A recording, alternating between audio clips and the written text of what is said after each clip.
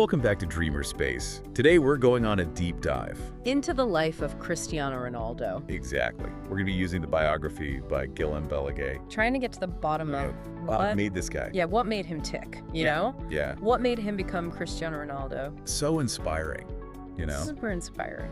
His early life in Madeira seems like it really set the stage for all this incredible ambition he had. Really? Yeah, he grew up in a family. Well, it sounds tough. It was. They were struggling financially, and his dad, Dinas, struggled with alcoholism. Wow. So how did that, shape him growing up? I mean, you can just imagine how those circumstances would impact a young boy, right? Yes, totally. But there's more to it than just hardship, you know? Okay. Balaguer points out that Ronaldo's parents were actually really permissive with discipline. Permissive. Yeah. Like, it sounds surprising, but I would think it'd be the opposite. yeah, you'd think so. Yeah. But it actually let him forge his own path. Oh, so he had to learn to be independent. Exactly. Like Yeah. from a very young age, he had to be self-reliant. That's interesting. So it wasn't just about overcoming challenges, but it was about, like, building himself up in the process. That's a great way to put it. And there's this crazy story. About his baptism. Yeah. I read about that His dad shows up late. because he was at a football match. Yeah.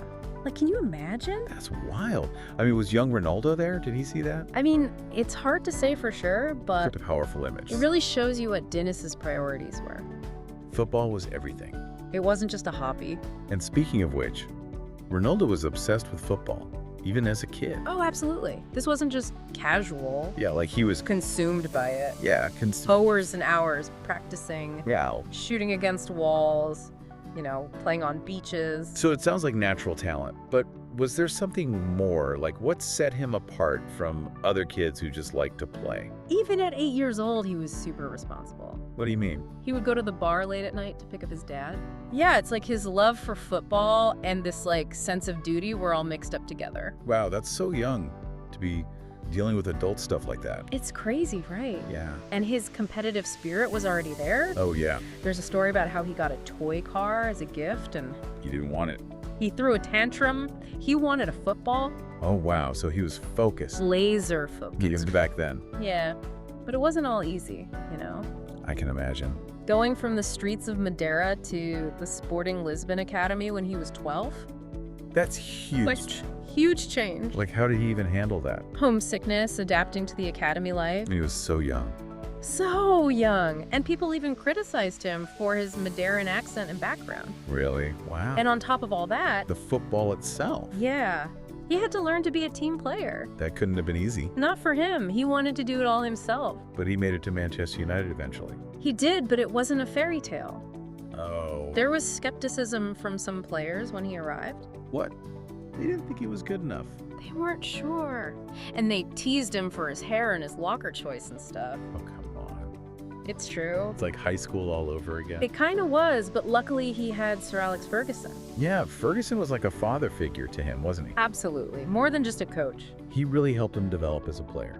Taught him about English football, helped him curb his diving, And he saw Ronaldo's potential, He definitely did and encouraged him to keep training hard. which he did. I Oh, mean, yeah. that training regimen was legendary. We're talking practicing free kicks after everyone's gone, Seriously. asking for extra balls for shooting drills, It's crazy. and even training alone on a hill to get better. Alone on a hill. That's dedication. That's insane. I mean, he was like superhuman. It wasn't just talent, he worked harder than anyone. It's inspiring. And it changed the culture at Manchester United. How so? Even guys like Giggs and Scholes were trying new things because of him. Wow.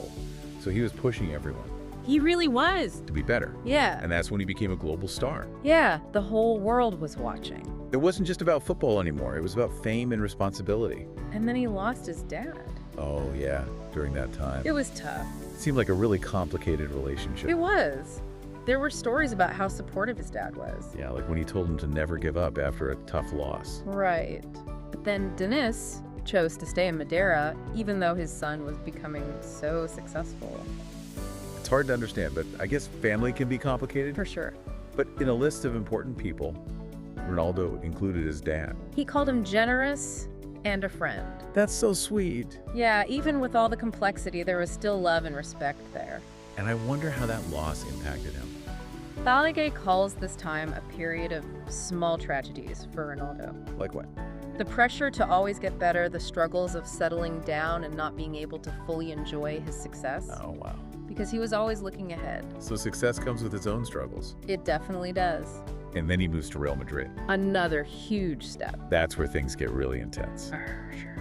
We'll have to dive into that more in part 2 of our deep dive into the life of Cristiano Ronaldo. There's a lot more to uncover. So much more to come, so stay tuned. Welcome back to Dreamer Space.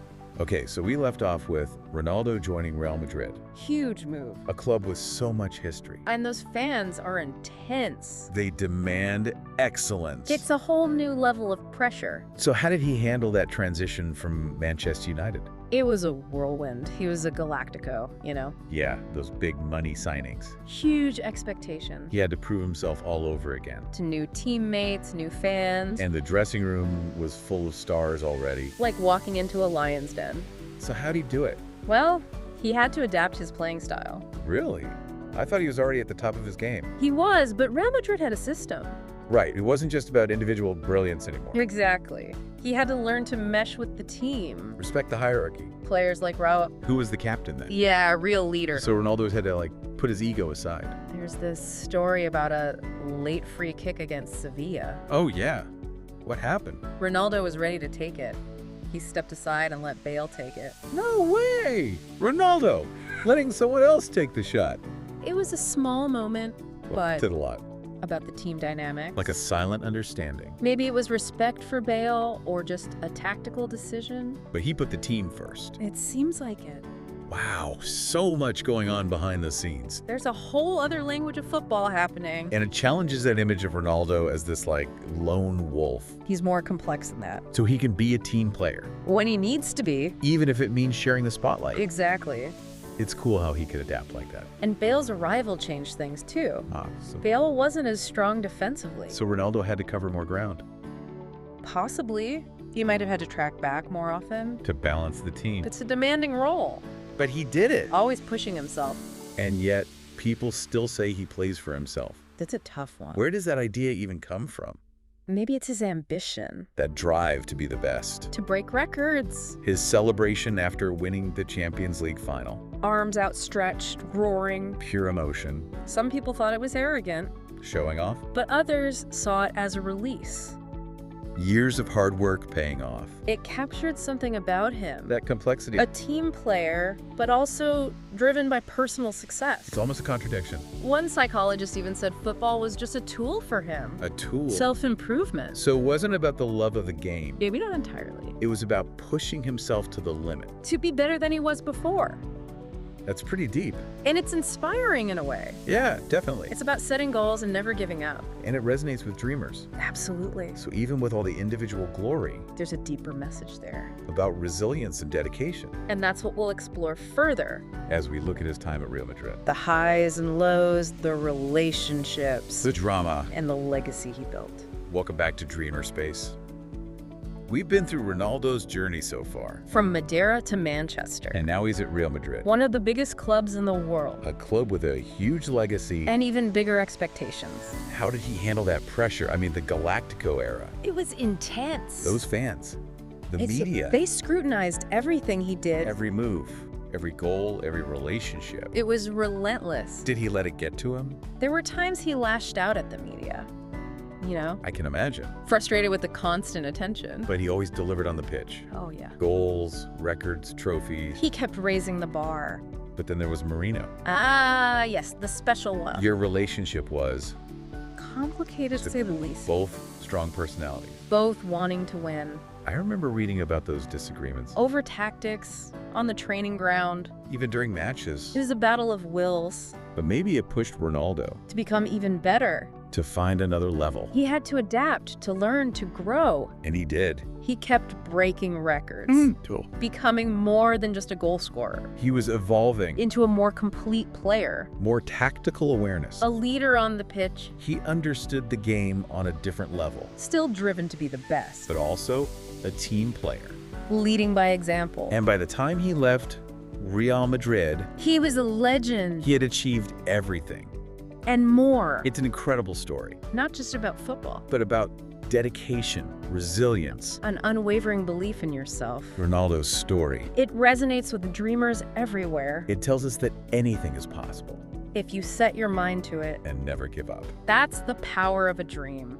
Thanks for joining us on this deep dive into the life of Cristiano Ronaldo. It's been a pleasure. And remember, keep dreaming, keep striving. And keep believing in yourself. This is Dreamer Space, signing off.